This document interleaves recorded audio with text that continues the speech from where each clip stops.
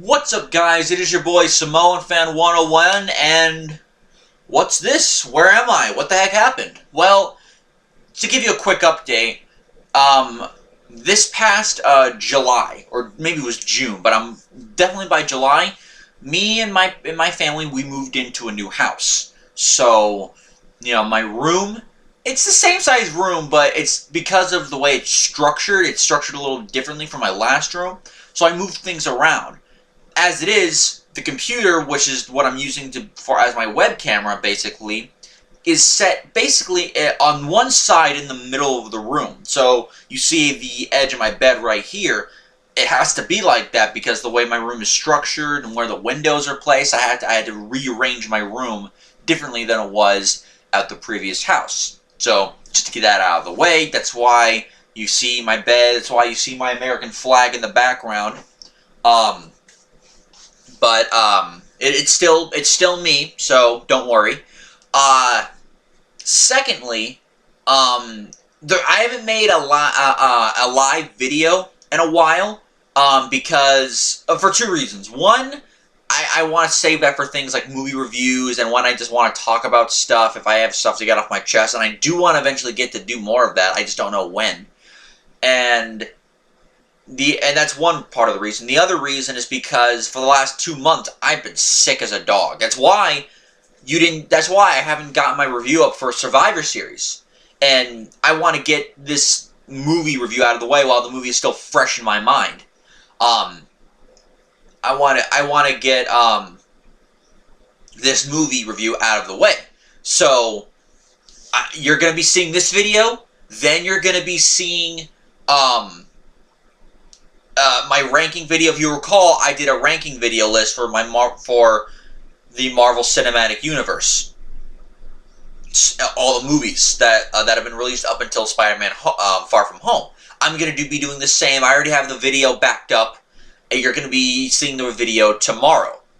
And so there will be that. After that, I'm going to be reviewing the 2 Wrestle Kingdom shows because they just happened recently in the last 9 days. I want to get to that, and then after I review Wrestle Kingdom, I'm going to do my best to try to catch up on the WWE main pay-per-view reviews for Survivor Series and TLC before the Royal Rumble. So just to give you an idea of what my schedule, what my planned schedule is going to be until something goes wrong, like I get sick again. With that being said, almost 3 minutes into the video, which I had to make some updates. This is my review for Star Wars Episode 9, The Rise of Skywalker. Now, you guys know, any of you guys who have been watching my videos or are familiar with me, you guys know I am not at all a fan of what Disney's been doing with Star Wars, specifically the episodic movies. I thought Force Awakens was a good start, but looking back, it definitely had some flaws. Last Jedi wrecked the fandom irrevocably. I mean, if you saw my hour-and-a-half long review of the movie, you know that. And, my thoughts on, the spin-offs like Rogue One and Solo notwithstanding, talking strictly about the episodic movies. Those are going to be the ones I'm mainly focused on because they're the ones with that had the biggest cachet. And as I'm speaking right now, the movie hasn't even reached $1 billion yet. And Disney, they made it clear, or they made it clear, my mouth. Implications wise, they made it clear they thought this was going to be another Avengers Endgame where it made over $2 billion. It was a huge record smasher at the box office. I'm looking at the Wikipedia page, and yeah, granted it's Wikipedia, but right now, it's not even at $1 billion. It's at 990 million, which it will hit $1 billion. But boy, this is not what Disney or anybody was expecting, except for us, the fans. We were expecting this kind of drop off. So, with that being said, the box office, currently the supposed budget is $275 million, but with the amount of reshoots that it almost guaranteed to have happened. That budget may have ballooned upwards. So with that being said, just to get the little background out of the way, like I did with the previous Star Wars movies, I will be including this video in my Star Wars Mania playlist. That way you can look at all the Star Wars movies I reviewed in a row. This movie was directed by J.J. Abrams. It was going to be directed by Colin Trevorrow, but Trevorrow, there were some problems behind the scenes. The rumors that I've heard that are most likely true is that Trevorrow wanted Luke to be alive by Episode 9, and most likely due to the fact that if the one story that I heard was true, that Leia was always going to be in this movie, it was always going to train Rey. If that story is indeed true, then, when Carrie Fisher died, that was deemed almost an impossibility. And now, Colin Trevorrow was like, I need Luke, and now Luke's gone. Kathleen Kennedy wanted basically some of the things to happen that eventually happened in the movie. Colin Trevorrow either left or got fired, depending on who you ask. Then they brought back J.J. Abrams, basically with their hands on their knees. Please, come back to us. J.J. Abrams acquiesced, and we got what we got, which was a mess of a film, to be sure. It was directed by J.J., produced by Kathleen Kennedy, hopefully the last major Star Wars film produced by her, because these films have been a complete disaster. Produced also by J.J. Abrams and Michelle Rejwan, who seems to be like a Kathleen Kennedy supporter. And I've made it clear in my previous videos, I'm not a fan of Kathleen Kennedy and what she has done to Star Wars. And, just the complete lack of respect towards some of the characters in the original fan base, that it's apparent by anybody with open eyes that look into it. Michelle Rejwan is basically a Kathleen Kennedy, not a stepper, but very much like an assistant, like a second in command. She is the Kathleen Kennedy Jr., so to speak. Can't think of the word right now. The screenplay, which is the writing, was done by J.J. Abrams and Chris Terrio. Chris Terrio, the same Chris Terrio, by the way, who did Batman v Superman: Dawn of Justice. So, there's going to be a few problems by at least part of who wrote this. Plenty of people starred in this movie. A lot of them. This movie, it was a complete wreck. And I already mentioned the budget earlier. It's the second longest Star Wars movie, behind Last Jedi. And Last Jedi, in my opinion, was worse, but I'll get to that in a bit. So, after all this talk, after 8 minutes, let's get into the actual plot. And keep in mind, there will be spoilers. The movie's been out for a few weeks now, closing in on a month. So there will be spoilers. I will make sure to put that in parentheses when I put this review up on YouTube. There will be spoilers. So basically, as seen in the opening crawl and as we saw in the teaser trailer at Star Wars Celebration, Palpatine is back. Emperor Palpatine, Darth Sidious, the Emperor, Sheev Palpatine, which I find it funny. His first name is Sheev. Palpatine is back, and you can tell some people had this with the prequels and in Episode 1. I can see why, because they were talking about taxation, trade federation and trade routes and all that. I can see that. This movie started up, the first line of the opening crawl was, "The dead speak." And, just a very, very goofy. Not simple like in the original trilogy, or even Episode 3. Even though that had a little bit over-the-topness, but it was still doing its own thing. Got my water in case I throw my voice out. So, basically, what's happened is, it's a year later. A year has passed between The Last Jedi and Rise of Skywalker. Kylo Ren is still technically called Supreme Leader Kylo Ren. And now that we got the basically a message that says that Palpatine is back, all of a sudden we're on a random ass planet that up until later it's like a snowy looking planet with not a snowy looking planet, but it's a tree like planet. Kylo Ren is just killing dudes with his lightsaber and to retrieve a Sith holocron. And he used the Sith holocron to go to a planet called Exegol, which apparently is not on any charted map in the Star Wars galaxy, in the galaxy basically, to a planet called Exegol. By the way, just to show you how rushed this movie is, the planet that Kylo Ren is supposedly on is Mustafar. Yes, the prequel planet that Anakin had his limbs cut off by Obi-Wan and was transformed into Darth Vader. The same Mustafar that wasn't named, but we saw in Rogue One. Yes, they're actually on Mustafar, and not once is it ever mentioned.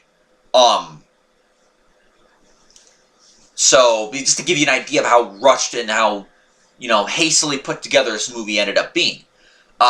He finds Palpatine, who, as basically revealed to Kylo Ren through, I guess, telepathic, communication, that Snoke is a puppet.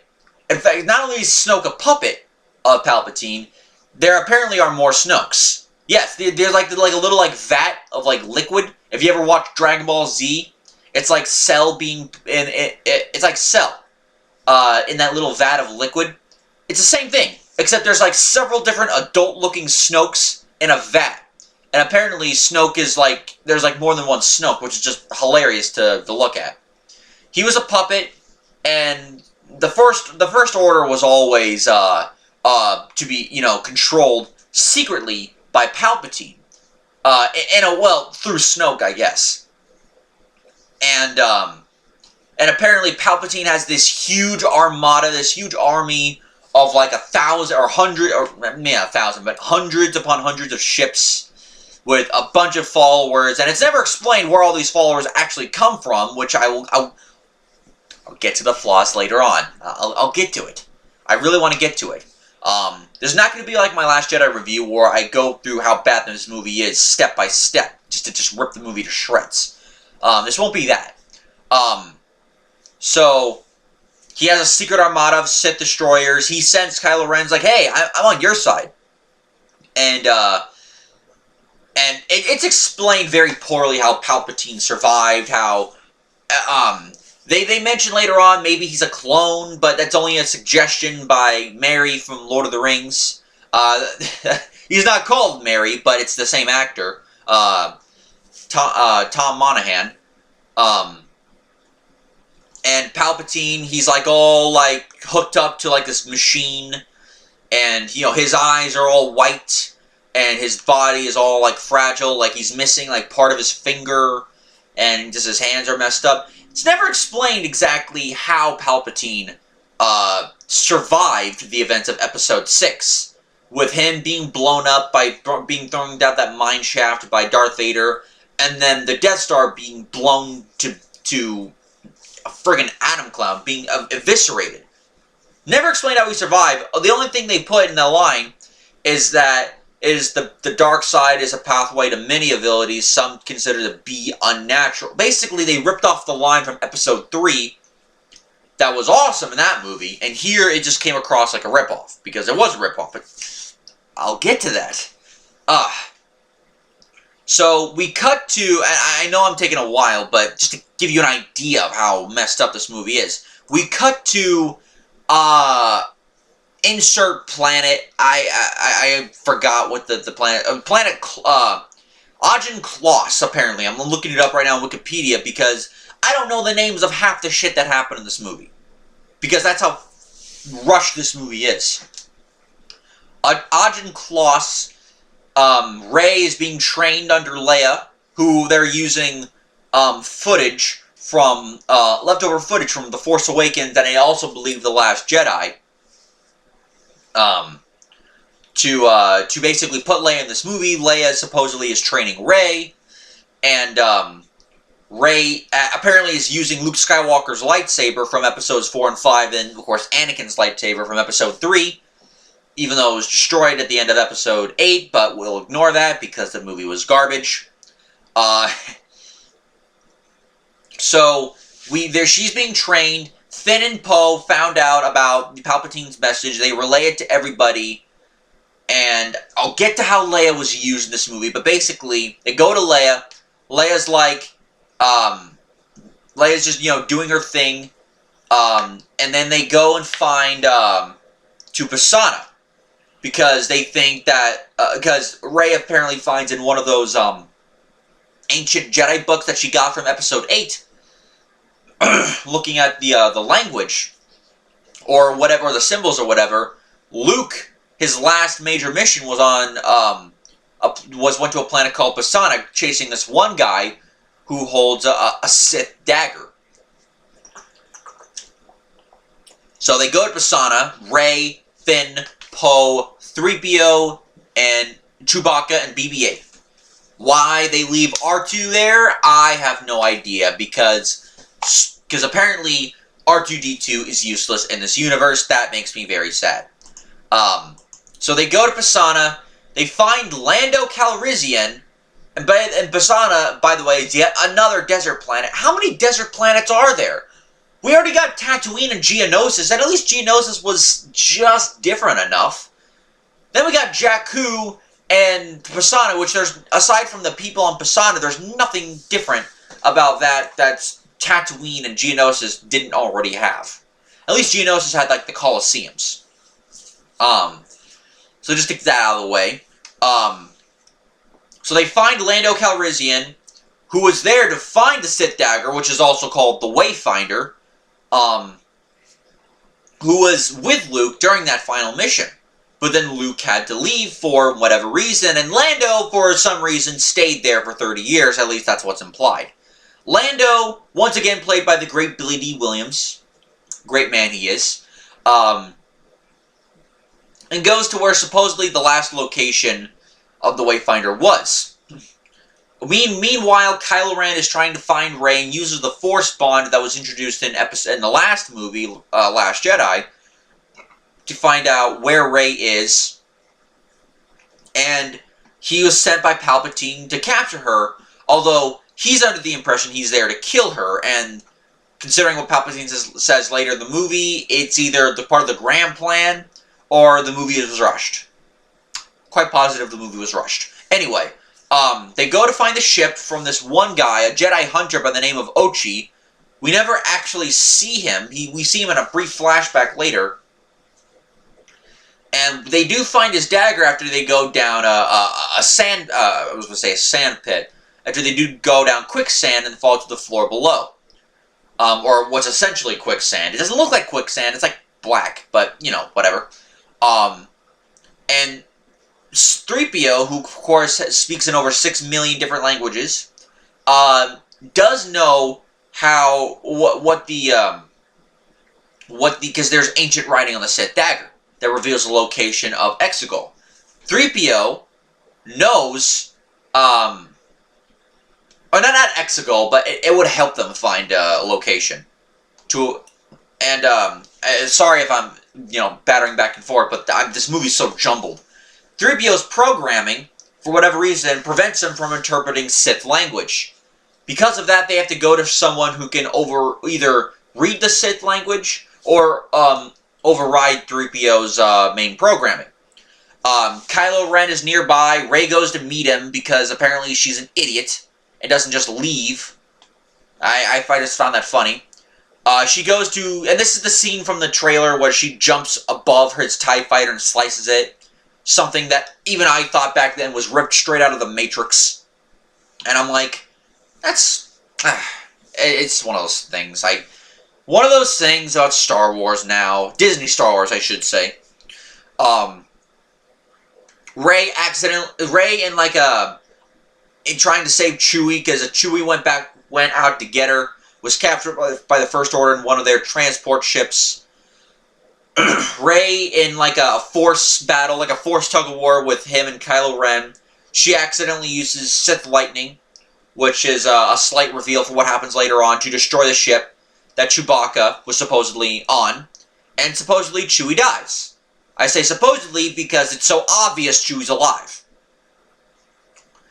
Poe then suggests traveling to the planet of called Kijimi, because he knows someone there called Babu Frick, a little alien dude that can override 3PO's programming.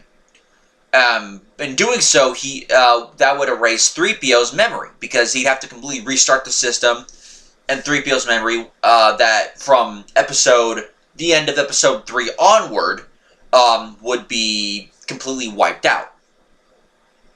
And, apparently it's revealed later on in the movie, because Poe is able to do certain things that no normal trained, soldier would do. It's revealed he was a spice trader.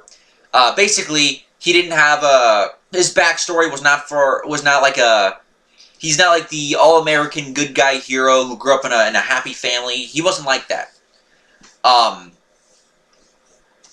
he goes to a friend of his, called Zori Bliss, played in this movie by, Kerry Russell.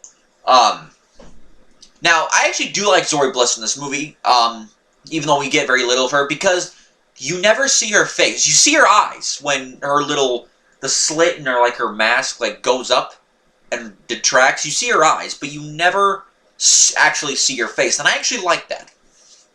Something I enjoyed. They go to Babu Frick, who is actually kind of likable, I will say, and reprograms 3PO. 3PO's got these red eyes. Secretly, I was hoping that 3PO would be like that for the rest of the movie, which would be hilarious. But of course, that would require ingenuity, and so clearly Lucasfilm doesn't have that anymore. While this is all going on, Kylo Ren spots him. Rey senses that Chewie's alive because, of course, he is. And goes to basically confront Kylo Ren on his ship. And Kylo Ren goes down to the city where they're at to find her.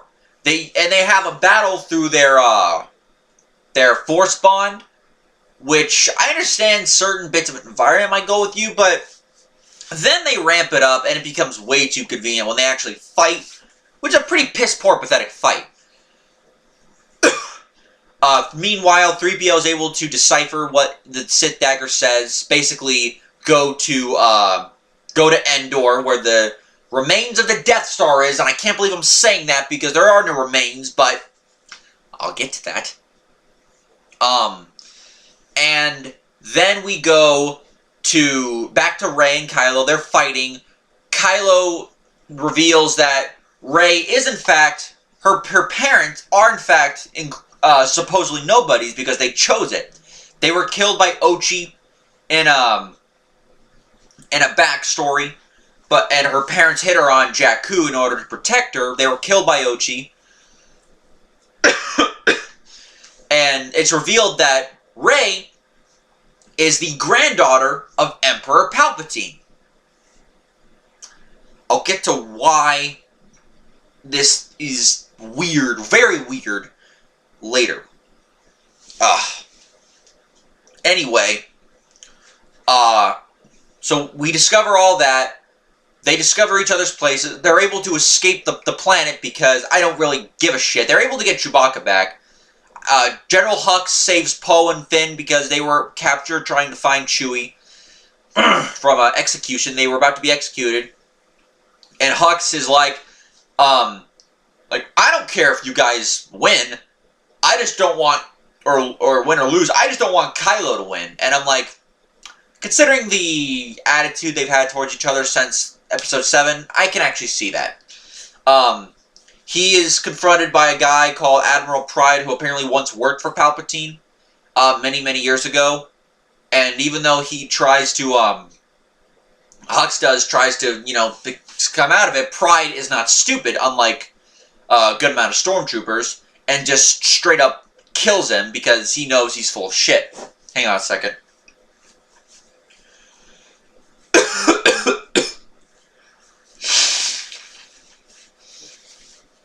Oh, man. Sorry about that. I may have just got off of being sick for 2 months because I got chickenpox, and then twice I got the flu. But I still got to blow my nose now and then. So, that sucks. So, they go to Endor, or one of the moons of Endor. I'm not sure if this is the exact moon that, it's called, let's see, it's called Kefbir. Or, Kefbir. I'm gonna call it Kefbir because it sounds hilarious.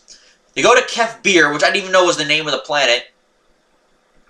Damn it, JJ. And they find the remains of the second Death Star, which I hate. I hate that there's a remains of a Death Star. Anyway, so basically, Rey, and I hated this moment, Rey uses the Wayfinder, finds out there's a map on it, and is able to somehow line it up with the Death Star in the water, because apparently there's water on this planet, like the sea, and she lines it up just right to find a location. I hated that, because I'll get to that. Oh, man, I really want to get to why this movie sucks. She goes to the remains by herself, because apparently, fuck fuck Finn and Poe, because she's Rey. Anyway, while they're on the planet, Finn comes across more stormtroopers that turned on their kind and are just living in peace. I'll get to why I didn't like this later.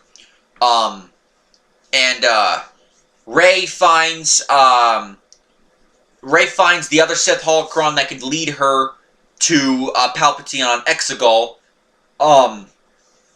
She sees a vision of herself, of what she would have been like if she was a Sith Lord, and Kylo comes and not do a Force bomb. He does actually physically there. He destroys Rey's Sith holocron, which is a Wayfinder. I'm calling it a holocron. It's called a holocron, a Wayfinder. There's so many freaking names to this. I just don't give a shit. The Wayfinder, he destroys it, and then he and Rey fight. And what I admit was probably the best fight of the sequel trilogy, in my opinion. It's the best lightsaber duel of the sequel trilogy. Anyway, so you have that. Hang on a second.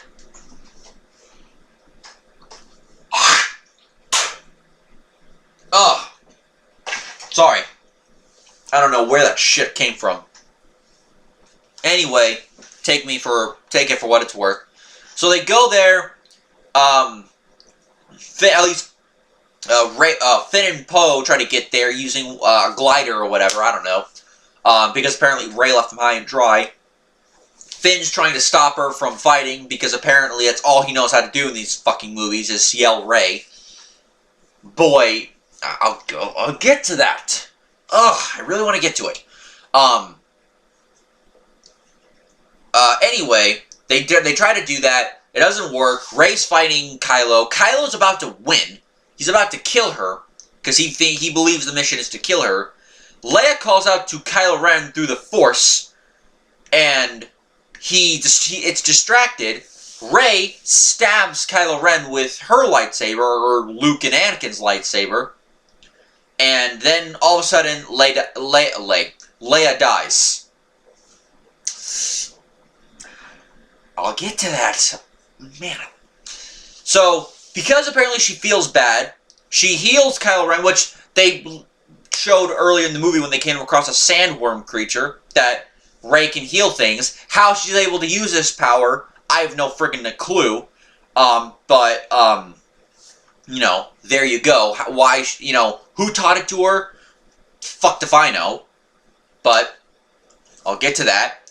And she heals Kylo. She goes on to Octo, because apparently she didn't learn Luke's lesson from Episode 8, which was a lesson that should never have been used. She comes across Luke's Force Ghost, and basically gives her the backstory, a slight backstory of Leia's lightsaber, because Leia's lightsaber was hidden on Octo. Rey goes to find Leia's lightsaber. Luke tells her about how while in her last night of training, Luke and Leia were training, which used some CG on Luke and Leia to make a young Luke and a young Leia, and and he describes that Leia had a vision that if she continues her Force training, then Ben Solo, as his real name is, would turn to the dark side and would eventually die.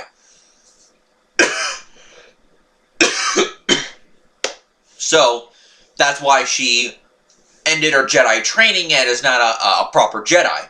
Even though Rey called her Master, early in the movie, but there's that. Hang on. Maybe it's the water. Maybe the water's the reason why I had to spit that out.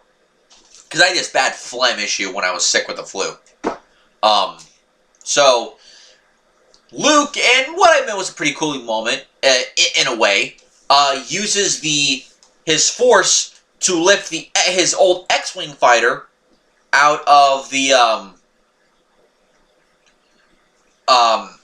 of the water on Ahch-To, because we did see the X-Wing in the water in Last Jedi, and she uses that ship and the remains of Kylo's ship, because she flew Kylo's ship to Ahch-To, and Kylo still had his Wayfinder and his ship. Even though it was burned, it was still in proper order, because she burned it. So she uses the burned Wayfinder to get to Exegol to confront the Emperor Palpatine.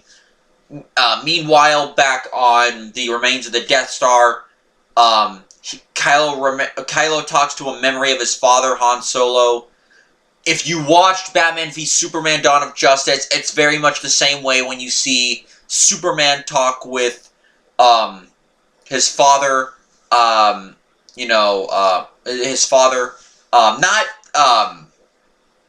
I'm already blank on the characters. Not Jor-El, but his other father, the Kent's father.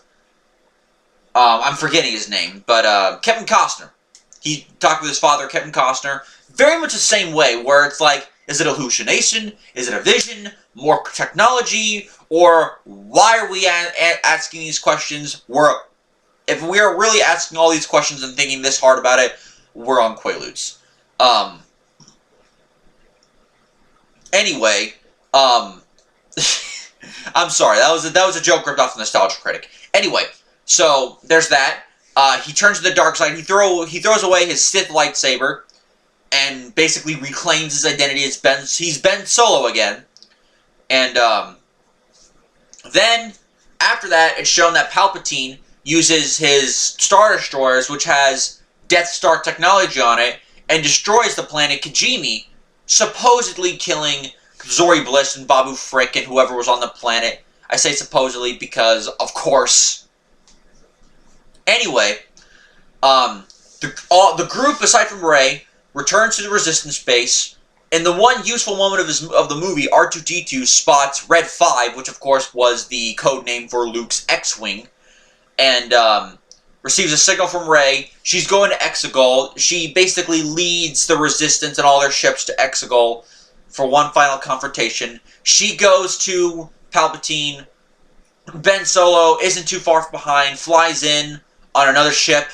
It's not explained exactly which ship it was. I forgot what it was. I don't really care what ship it was. A whole giant final battle happens. The Resistance getting their ass kicked. They use space horses, basically. I'll say this: they use space horses in I have no idea whether an Exegol is able to breathe. I don't know if you're able to breathe on Exegol. It's never explained. We know on the ground it's breathable. We don't know if the ships are in space or if they're still in the atmosphere. It's never explained. Just to get that out of the way right now. So using space horses like they did in Last Jedi, which I absolutely hated. So we have that. Ben is overpowered by the Knights of Ren, who are not all Force users. They're just guys with random weapons. He's getting his ass kicked by them. But then Rey is able to use the Force Bond and basically send him Leia's lightsaber. Basically, Force mail. Oh, I did not like that. Oh, man. the Resistance is getting their ass kicked. They're about to be dead. But then, in a very Avengers Endgame style moment, Lando Calrissian arrives with all the backup. A crap ton of ships coming from I have no idea where. In the background, we briefly see the Ghost from Star Wars Rebels, right by where the Millennium Falcon is, because the Millennium Falcon was being flown by Lando. The other ships were being used by Finn and Poe, and whatever other ships they had. Lando is flying the Falcon. Anyway. So with that being said, this movie sucks. No, okay, I gotta finish it. I really want to get to it. Why I don't like this movie. Basically, Palpatine apparently is all the Sith in one body. He's like a corpse. It's pretty stupid the way they explained it. Rey and Kylo Ren, they're able to fight off the individual guards, respectively, and the Knights of Ren, respectively. They go to confront Palpatine. Palpatine, who he wants Rey to kill him so she can become the new Palpatine and then rule the galaxy, basically. Because all the Sith will go into her. Apparently, when they join forces, Palpatine realizes they have this dichotomy or some shit, and absorbs their power or lightnings them, and he becomes at least a little bit younger. He looks more better, kind of like what he did in Episode 6, using the yellow style eyes that he had in Episode 3. Episode 3 basically. And then he uses his almighty Sith powers of using lightning in an effect that might be very restless for people who who are sensitive to this sort of thing. He uses lightning to basically take down the fleet, or at least stall them, so that way his ships can destroy them.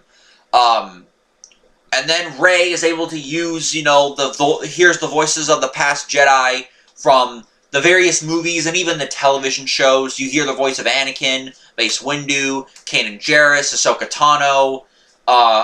Qui-Gon Jinn apparently is in there somewhere. I think Luke was in there, and yes, they do get the actors of those movies to be in this. So like Hayden Christensen, Samuel Jackson, Liam Neeson, Obi-Wan Kenobi was there.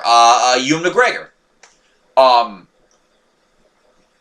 All that shit. She's all the Jedi, and apparently uses not one but two lightsabers, both Leia's and Luke's, to deflect the lightning back at Palpatine and basically disintegrate his ass, and he's dead. So apparently she's not all a Sith now.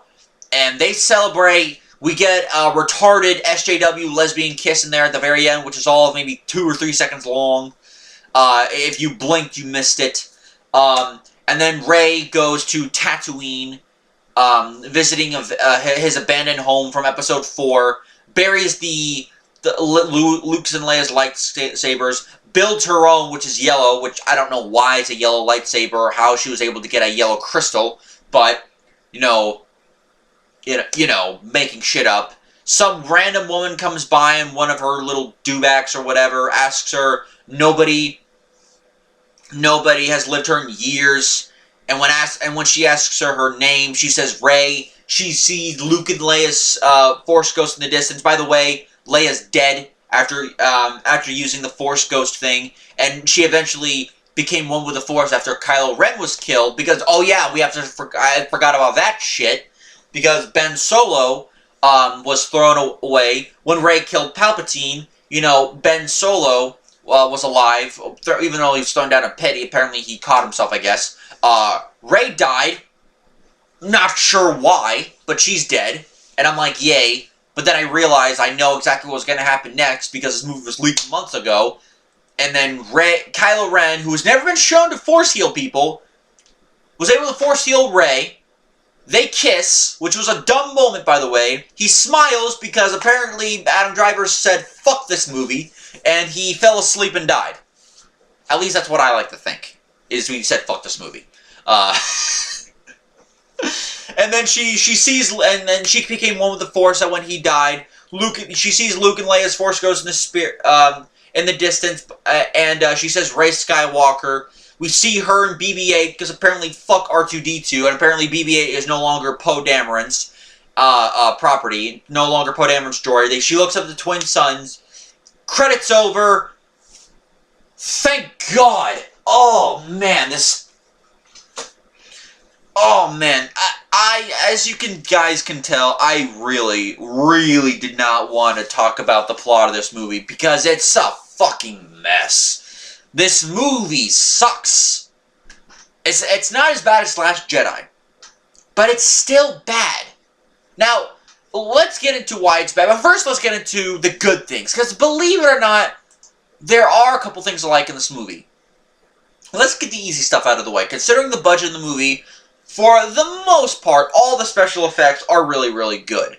And despite the way they shoehorn into this movie, it does kind of look like Leia's actually there in those scenes. Although in the case of backshots, they most likely had body doubles, which makes sense. But in terms of like the visual effects, they're all really, really good. Even though the movie, as I've heard some people say online, and I can kind of see it. It's very dark. It doesn't show too much. But aside from that, visually, it is a visually good movie in terms of the special effects. The special effects aren't bad. It's not 1990 CG, so getting that out of the way. So the visual effects are good.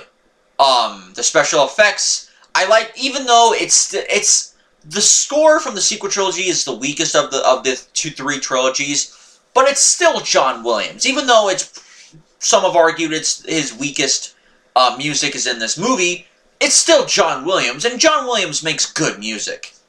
So the music is still good. As I mentioned earlier, I did enjoy the fight scene between, even though it's the vertical leaping ability, the leaping ability of Rey and Kylo Ren, but then again, we did get leaping ability in the prequel trilogy with Obi-Wan in Episode 1, and both Obi-Wan and Anakin, as well as Yoda in Episode 3. So it's not something unheard of for the leaping ability of Jedi and Sith. So I didn't mind that. So I actually do kind of like the fight because I like the location. They're using the remains of the Death Star as a way to fight. The water's in the background, falling on them. Rey is she's actually good. Her choreography, I should say, is actually better in this fight than in the previous two movies. I like how Kylo Ren was actually able to mostly win until Leia got involved. But it was a good fight. It wasn't a great fight, and if people don't like it, I totally get it. I personally enjoyed the fight. So just to get out of the way, the acting. Some of these actors are really trying. So I'll give them this. Much like in Last Jedi, the actors are really trying as best they can with what they've got. Poe and Finn, they're trying, should I say John Boyega and, John Boyega and, Oscar Isaac, they're trying their best with what they've got. Mark Hamill in the one scene he was in, he's only literally in one scene of this whole movie that he actually talks. And he's good for the one scene he's in. But, there's that. Anthony Daniels is 3PO, and Anthony Daniels, apparently a loyal Star Wars guy. He's the only guy from when the first movie came out, even in like the Ewok specials and all those specials and the movies and the TV shows, he's the only one to stay true, and he's always voiced 3PO. He is the heart and soul of C-3PO. He's the only one to have appeared in terms of the actor, the only actor to have appeared in all 9 episodic movies, which I'll give credit to. The guy's got longevity. The actors in this movie are trying, but some of them come across as over the top, like Lupita Nyong'o. She's back as Maz Kanata. She doesn't do all that much for me. Kelly Marie Tran as Rose Tico was sidelined in this movie. And as some of these crazy SJWs pointed out online, she's got 1 minute and 16 seconds total in this movie. I was happy because after basically chewing up so much of the scenery of Episode 8, that was bad. So she's harmless now. For what it's worth, I do think that Richard E. Grant could have been good as General Pride. We just don't get enough of him in this movie. Donald Gleason, he's trying.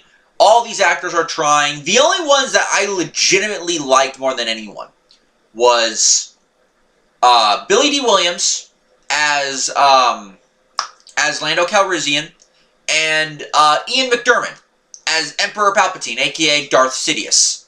I actually liked that. I like those actors because despite the reasons for them being back, and I'll get to that in a second, they really do a good job with what they've got. One last thing I do like about this movie is like the new character. I mentioned this earlier. Zori Bliss and Babu Frick on Kijimi. And anything having to do with Poe Dameron's backstory. I'm like, because I even told my friends as the movie was going on and as we were walking out of the theater, I told my friends, like, I really like that. I want to know more about Poe, because we only know Poe, the pilot, in the first 2 movies. And in this one, I'm like, oh, okay. We have, all these characters, and it's like, these ones actually interest me, and it gives Poe a backstory, and we can just find out more about him and his past, and the things that he may have gone through when he was young, the teased romance between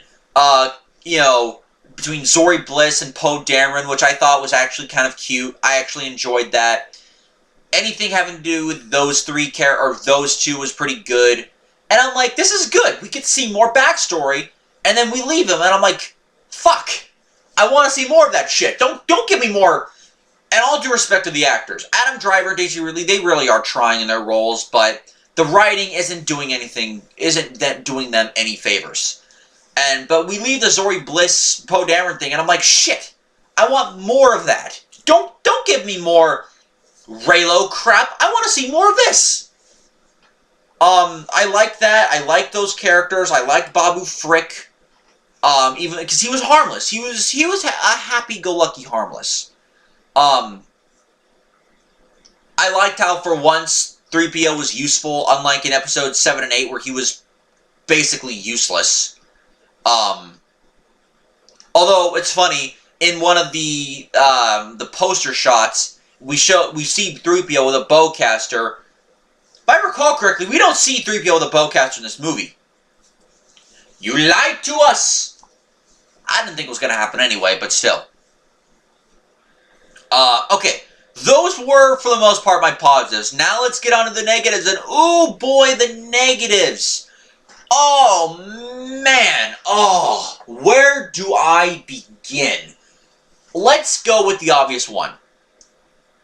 Emperor Palpatine is back. And now, I love Ian McDiarmid.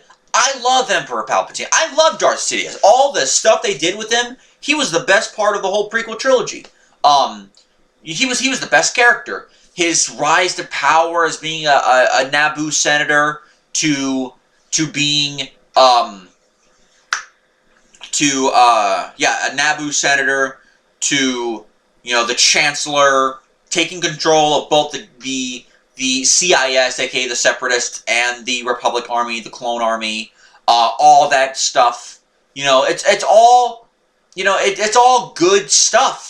The stuff they did with his slow rise to power, with Anakin slowly turning Anakin to the dark side. His performances in episode 5 and 6, and I say 5 because I'm including the special edition scene where they put Ian McDiarmid in there. His appearances in Clone Wars, the brief appearances he had in the Star Wars Rebels show. I love Emperor Palpatine. You're not going to find a bigger fan of him than me. And I really enjoyed Ian McDiarmid's performance in this movie, but why did they bring him back? I'll tell you why. They brought him back because, sorry about that, my light went out. Sorry about that. I got like computer light. They brought him back because Ryan Johnson's an idiot and killed off Snoke because subverted our expectations. They killed off Snoke, and they're like, oh shit, we need a main villain. Let's bring Palpatine in, which, as Colin Trevorrow pointed out in one of his interviews, was never the plan. And that was apparently a J.J. Abrams idea, from what I've heard. But by doing this, what they don't realize is by doing this, they not only do the whole nostalgia thing, which of course J.J. Abrams, he's known for his nostalgia bits in his movies. Not only do they do that, they completely undermine the whole purpose of Anakin Skywalker, the whole purpose of the Chosen One, bringing balance to the Force by killing off the Emperor, basically. His rise and fall of Anakin.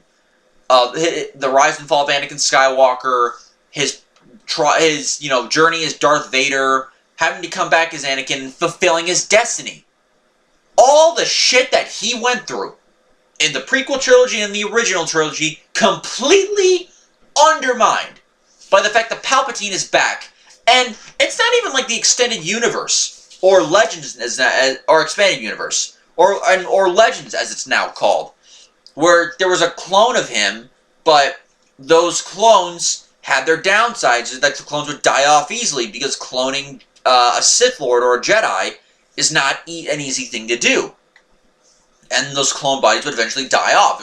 Very good story. Go look that up.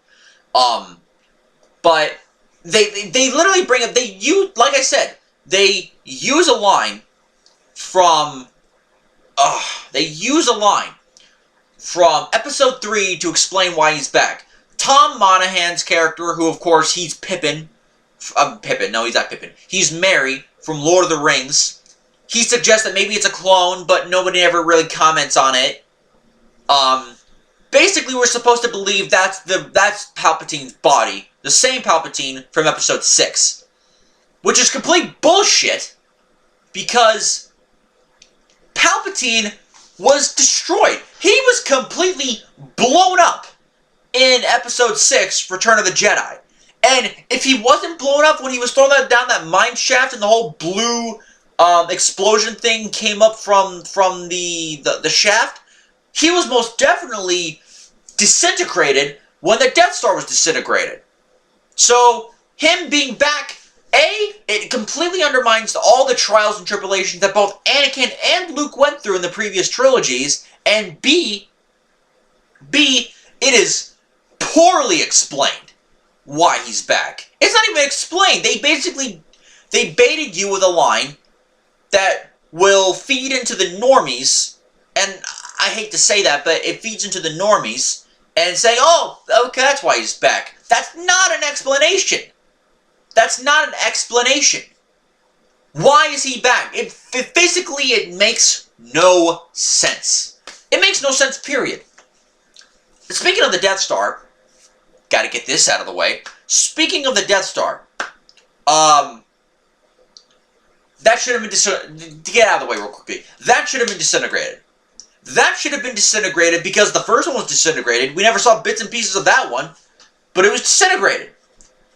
Why are there pieces of the Death... Not only are there pieces of the Death Star, there are giant chunks of the Death Star. You still see part of the dish where the Death Star laser came from. And when Rey goes in there and goes into the throne room, you still see with the windows. Still, some of them still have glass in them. I know it's a nitpick. But if you were gonna do it, the glass should not be there. It should be completely gone. But no, they did it. And now my upper back and shoulders are hurting, probably because I'm so pissed off at what they did in this movie. But give me a break, look at what they did in this movie. Anyway, with that being said, what else don't I like about this movie? Basically, all the Reylo shit. All the Reylo shit was bad. It should have been more of like a brother-sister relationship. In fact, J.J. Abrams even said that it was supposed to be more like a brother-sister bond. But then, if the recent Reddit leaks from J.J. Abrams' party are to be believed, they basically edited in the Rey Kylo kiss, the Rey Ben Solo kiss at the very end, right before Ben Solo dies. I hated that because it does two things. One, it's not properly built up, especially since it was built up more like a brother-sister bond than it was a lover's quarrel kind of bond. This isn't Romeo and Juliet, this is Star Wars. And secondly, what it does, once again, even though supposedly he fought for screen time, once again, Finn, John Boyega's character's Finn, is completely undermined in this movie. He's a useless character by this point. You really look at it, he's kind of a useless character. He's a useless character. He doesn't really do all that much. He's not super important to the plot. You could have plugged him in with someone else and it wouldn't have changed a thing. Man. I told my friends this. I think about what out of the main heroes, Finn had the most amount of potential in The Force Awakens.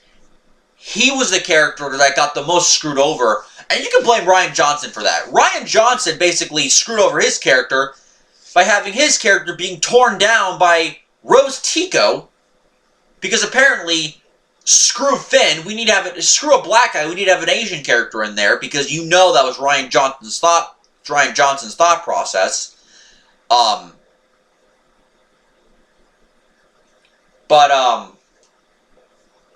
Oh man, I look at the potential of Finn. We could have gotten something great, and we didn't. And it makes me so angry what we could have gotten. And by episode 8, he was completely torn down. And episode 9, the one positive is that they did not acknowledge the kiss at the end of episode 8 with Finn and Rose Tico, because it was retarded. And they didn't acknowledge it for good reason, because that whole romance quote, using air quotes there, sucked. So thankfully they cut out that relationship almost entirely. I was happy about that one. Luckily, and I guess you could say this is a positive, Captain Phasma does not return, thank Lord. She was useless in 2 movies. We didn't need her being useless in a 3rd one, so getting that out of the way. But yeah, Finn is completely useless. Poe Dameron, not nearly as useless. He's still the main pilot. Like I said, I liked the acting from the old, or should I say, the actors tried their best. But Poe is almost up there with Finn in the sense that he's clearly playing second fiddle to Rey and Kylo Ren. Something that the prequel and original trilogies, by the way, never did. And you could say Padme played fiddle to Anakin and Obi-Wan in episode 3, but to be fair, she did a fair amount in the first 2 movies where she didn't feel undermined. And in the 3rd movie, it made sense. She was pregnant. I mean, you don't see a lot of pregnant women going out there and fighting battles. No, you see pregnant women protecting the children in their stomach, or the child, or, yeah, in her case, twins, protecting them. You have, the original trilogy, they never undermined Carrie Fisher. They never undermined Leia or Han Solo for more Luke and Vader. They never undermined those characters. They were still very important to the plot. In episode 7, you started down that route, giving all 3 or 4 characters more to do. But then in episode 8, Poe was emasculated, Finn was torn down, all in favor of Rey and Kylo Ren, whose characters were also screwed with.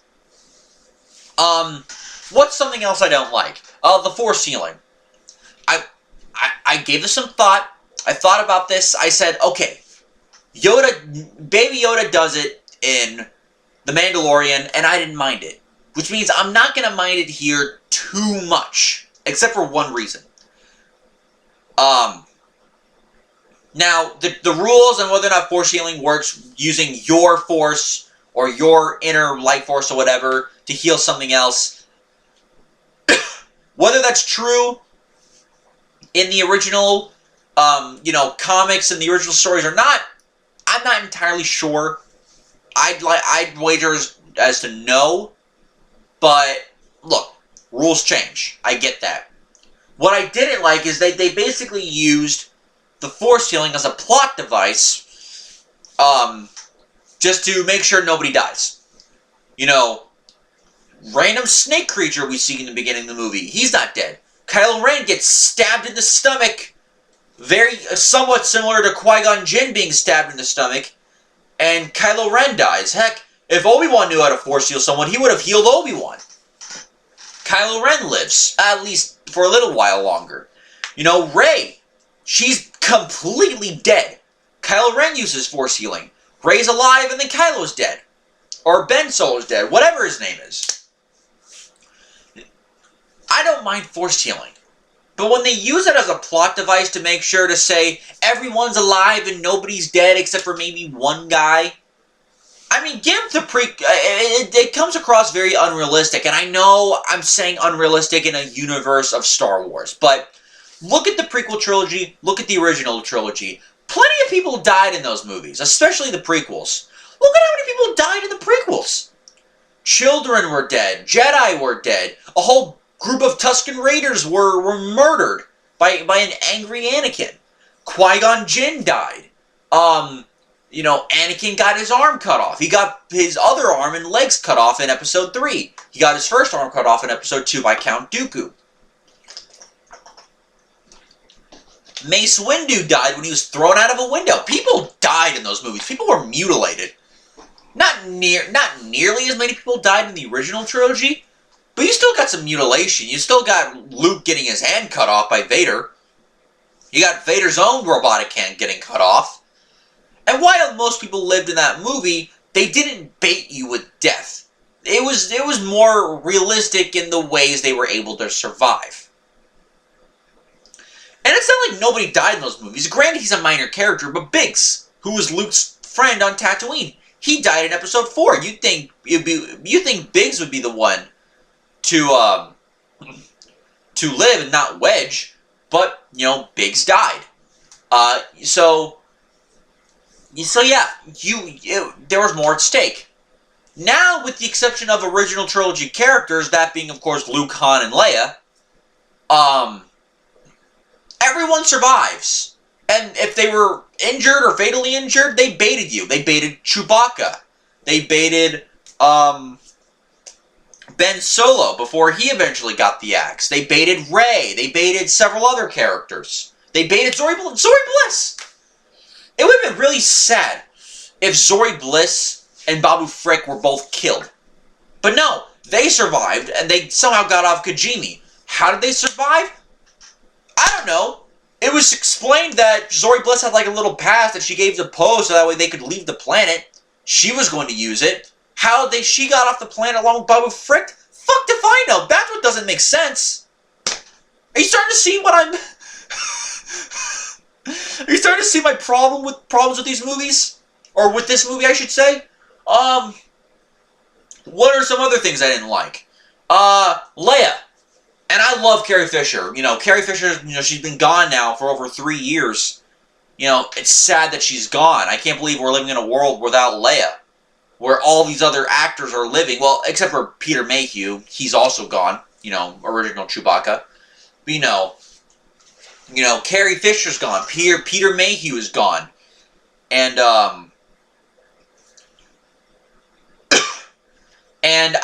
it's one of those things where, it's sad. But then when they shoehorned Leia in this movie.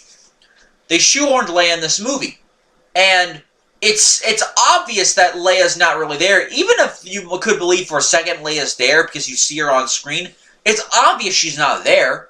Because most of the characters are speaking dialogue that she herself would be speaking. Very few lines. She says, like, do not underestimate a droid, or don't tell me what you think, don't tell me what I know, tell me what you honestly think, or something like that. Um, she says something to Rey. I think she specifically says her name. She makes fun of one of the soldiers. He's like, "Could you be a little bit more optimistic?" Which I thought that was unused footage from The Last Jedi, but apparently, according to this Wikipedia page, unused footage of Fisher from The Last Jedi was considered, but it was never used. So it was all footage from Force Awakens. And apparently Return of the Jedi, which I believe that was the flashback sequence. And not unused footage, but it was repurposed, or it was reusing her likeness, I should say. Speaking of which, I'll get to that in a brief second. But yeah, it just felt very shoehorned, because it was obvious that not all, but a lot of the characters were speaking dialogue that Leia herself should be saying. And it's obvious not, because they're speaking her dialogue for her, and then she's like, yes, okay, go do what you need to do. Or very pedestrian stuff that they acted like, that the filmmakers, and look, I'm not going to blame the filmmakers and film editors on this one. This was a mandate, this was mandated most likely by Kathleen Kennedy. I'll say it right now. If Colin Trevorrow had his way, he would have done things differently. I know it.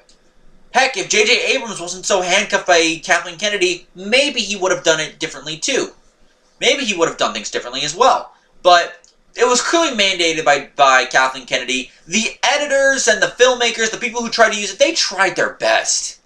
I'll give them all the credit in the world. They tried their best, it just didn't work. But it's not their fault. They were basically hogtied. So I don't blame them for it. Speaking of Leia, the flashback scene with her and Luke.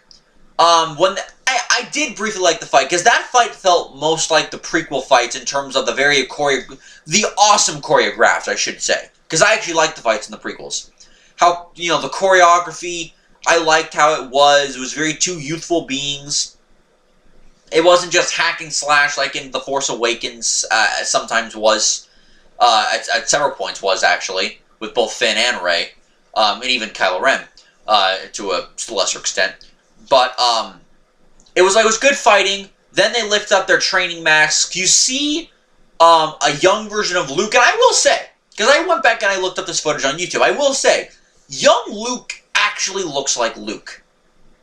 He actually looks a lot like Luke, and I like the de-aged Luke on that one.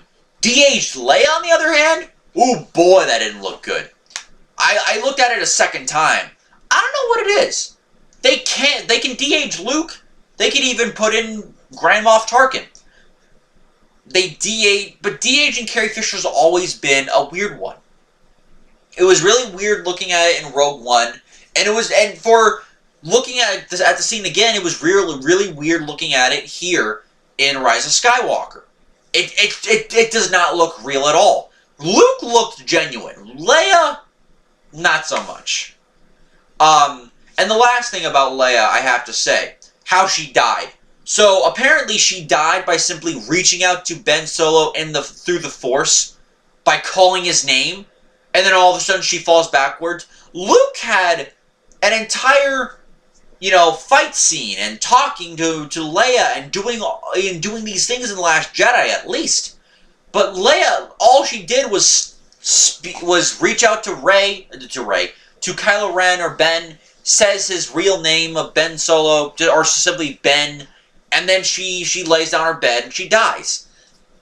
If the Reddit leaks from what I heard are true, then that wasn't supposed to happen that way, that apparently she's the reason why we saw the memory of Han Solo. She basically used her and Ben's memories of Han Solo to basically project him what Ben Solo needed to hear from supposedly his father, what he needed to hear, including reusing a couple lines or repurposing a couple lines from The Force Awakens, which, yeah, I've already gone over the repurposed line with the Emperor Palpatine and my thoughts here, and that would have led to her death, and I'm like, that would have made more sense. Force projecting somebody else using another person's memories, not an easy thing to do. I would suspect that would be difficult. And here But if they did that, that would have been cool. Here, it's literally Ben. That's it. And yeah, speaking of the Han Solo showing up, never explained. It's never explained how he's able to show up. He's obviously not a Force ghost, because or else he'd be blue. And even if he was a Force ghost, it wouldn't make sense because he was never a Jedi. He's like a memory. He's like Big Daddy Kent from Batman v Superman. I have to look up his name because it's killing me not knowing his name. But yeah, it just doesn't make any sense, and it's so dumb. Jonathan Kent, that's his name. That's who Kevin Costner was. He was Jonathan, or just simply John Kent. But yeah, so getting that a little bit out of the way. I'm sorry. So you have all these things, and it's just, oh man. Finn, I forgot to mention this earlier. Jannah, who apparently is played by Naomi Ackie. Again, she tries. She's okay, but she is also a former stormtrooper. She and the people she's with, apparently they were ordered to kill villagers, and they all dropped their guns and decided to abandon the First Order. Gee, I wonder if that sounds familiar. Oh yeah, right. That's exactly what happened to Finn. He refused to kill villagers after witnessing a comrade of his dying. He refused to kill villagers, and then he defected from the First Order shortly thereafter by using Poe as an escape plan. And I'm like, not only did you... Okay, there was 2 reasons why I hated this. 2 reasons, by the way. One, I hated how they took the one thing that still made Finn unique, which was the fact that he was a defected stormtrooper. They took the one thing about him that made him unique and completely flushed it down the toilet. Because they ended up just giving his backstory to someone else. And her people. And speaking of, I gotta say this, speaking of, they literally gave them, it wasn't even like a different story. They literally gave them the exact same backstory as Finn. Talk about a lack of creativity. If you were going to do it in the first place, do something different. They didn't even do that. Jannah, by the way, is supposed to be, according to the Reddit leaks that came out a few months ago about the plot of this movie, she's supposed to be Lando Calrissian's long-lost daughter. Apparently, there was a scene in this movie, but apparently that was cut out of the movie, which is ridiculous that it was cut out of the movie. You'd think that'd be someone important, but apparently, who cares? Oh, man. It's just one of those things where you can tell this movie, it was edited, it was so piss poorly edited in terms of the filmmaking.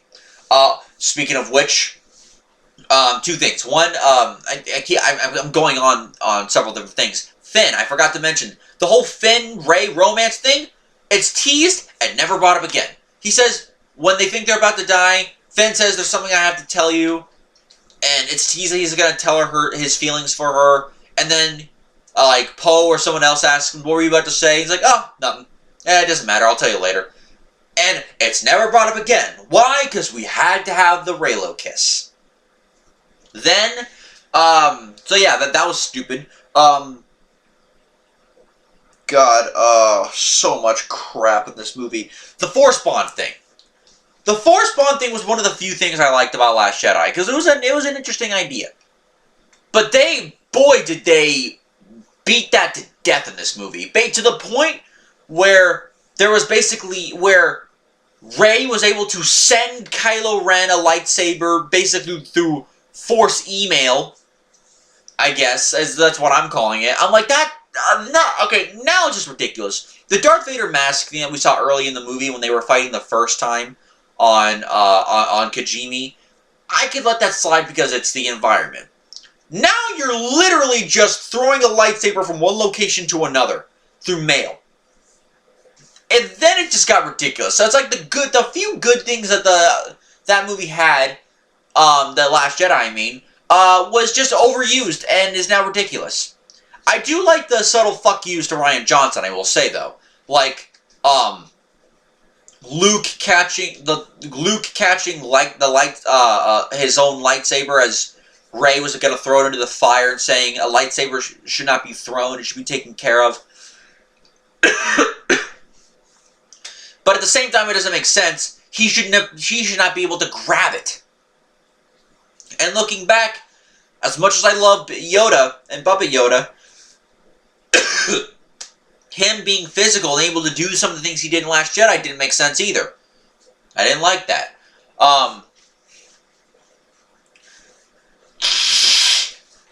You know, despite you know, Rey being a Palpatine, she still, and some training, she still had Mary Sue tendencies. Remember, when they were on Kijimi, Rey was escaping the Kylo Ren ship and was going to get on the Millennium Falcon or whatever ship they were going to get on. She jumps out of the Star Destroyer, and instead of simply grabbing, you know, Kylo's hand, the way it's edited, it looks like she took a book right out of Mary Poppins' Leia from Episode 8 and almost levitated for a brief moment, but still, to Finn while the hatch was open. And I'm just like, oh, they did it again. It's subtle, but it's there. They did it again, and I hated that. I hate Jedi do not fly. There's ships for that. They do not fly. Oh man, that was so stupid. You know, just so much crap. You know, Rey being all the Jedi, you know, apparently, you know, bring balance to the Force. I guess Kathleen Kennedy wants her to be the new chosen one. There's just so much shit in this movie. Oh, great. I've gone over a lot of the major stuff. There's some minor quibble. Oh yeah, I forgot. The Rey Wayfinder thing with the Sith dagger. I hated that, because how the fuck are you supposed to someone supposed to figure that out? And she figures it out like this. She figures it out lickety-split. And I'm just thinking, it would take some time for someone to figure that out. How? She figured it out right away. That was retarded, and another Mary Sue tendency that I hated. She still has those Mary Sue tendencies, even though she's a Palpatine. Just because you have great power doesn't mean you should be great right away. Anakin, chosen one, 10 years of training, got his ass kicked by Count Dooku. Luke, son of Anakin / Darth Vader, you know, very powerful, trained by Master Yoda, got his ass kicked by Vader. And still was being Force lightninged by Palpatine. And speaking of, I gotta get to Palpatine, the way Palpatine died. Palpatine should have learned his lesson from Episode 3 and Episode 6. Don't keep using Sith lightning when it's being deflected back at you or something goes wrong. It's like, he could have just simply stopped the lightning. Like, when it was being deflected back at him by Rey, he could have just stopped, like, oh, I better stop doing that, and use, like, a Force push. Instead, he kept on doing the lightning. At least with Episode 3, it served a purpose in trying to get sympathy for Anakin. And trying to get Anakin to save him from Mace Windu, so that way he could strike the final Sith lightning blow on Windu and throw him out the window. It actually, at least it made sense. It does not make sense in this movie, my God. It does not make sense. Why didn't you stop? You dumb shit. Oh, man. The more I think about this, the more I'm hating it. Even so, I'm going to give this movie a 3 out of 10. I'm giving my rating now. I'm fucking ending this review. I'm giving my rating a 3 out of 10. It's not as... It's bad. It's pretty bad. It's not as bad as The Last Jedi, because the one I had to... And I thought of this. Which one do I hate more? This one or The Last Jedi? And there are some things about this movie that I hate more than The Last Jedi, I will say. But then I realized something. Some of the things they did in this movie are because of what happened in The Last Jedi. The decisions they made is a direct response to some of the shit that we saw in the last one. Palpatine coming back. It's because we didn't have Snoke. Having the crew, Finn, Rey, and Poe, who we never got time with in the first two movies because apparently it was more important for them to be apart, even though at one point in the previous movies, the prequels and the originals, they were all together at some point at the very least. Instead, we didn't have that here. We didn't get until the last movie, where we should have already gotten plenty of it with the second one, but we had to wait until the last one, I guess. So it's just so ridiculous that they waited until now to do it. It was forced in there because of the shit that Rian Johnson did. And just the way the movie was filmed, it felt like you were watching two movies in one. It felt like you were watching two movies in one. And it's obvious because they're trying to retcon most of what happened in The Last Jedi. Just go from episode 7 to episode 9. The only things that you need to know about what happened is that Luke is dead and Snoke is dead. That's it. Everything else is almost like starting over from scratch. Unbelievable. Unbelievable that they were able to screw up this badly with this trilogy. This will go down as one of the biggest shit show trilogies of all time. It's clear they didn't have a plan, and if they did, anybody who had a plan was thrown right out the window by Rian Johnson because apparently Kathleen Kennedy loved him so much he gave him full creative control. Didn't give that to JJ, didn't give that to Gareth Edwards, didn't give that to Lord and Miller, but you gave it to Rian Johnson because apparently he also hates Trump just like you, and he also doesn't like the fans just like you, Kathleen.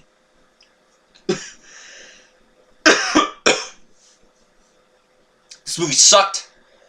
It's a 3 out of 10. It's worse than the Clone Wars. It's the second worst Star Wars movie of all time. It's not as bad as Last Jedi. I'm giving it like a low 3 out of 10. I might give it a 2 out of 10 in the future, but for now, low 3 out of 10. So that's it. Star Wars is... Oh, don't mind that noise. Just my tablet. Star Wars has been broken in terms of the films. It's going to take a hell of a person to try to fix it. Maybe Kevin Feige will be the answer. Maybe he won't. Maybe Jon Favreau will make a movie. I don't know. After the success of Mandalorian, I hope he does. So yeah, 3 out of 10. Until next time, guys, be well, stay safe. See y'all next time, and don't pay your money to see this movie. You're better off watching Jumanji and 1917. Later.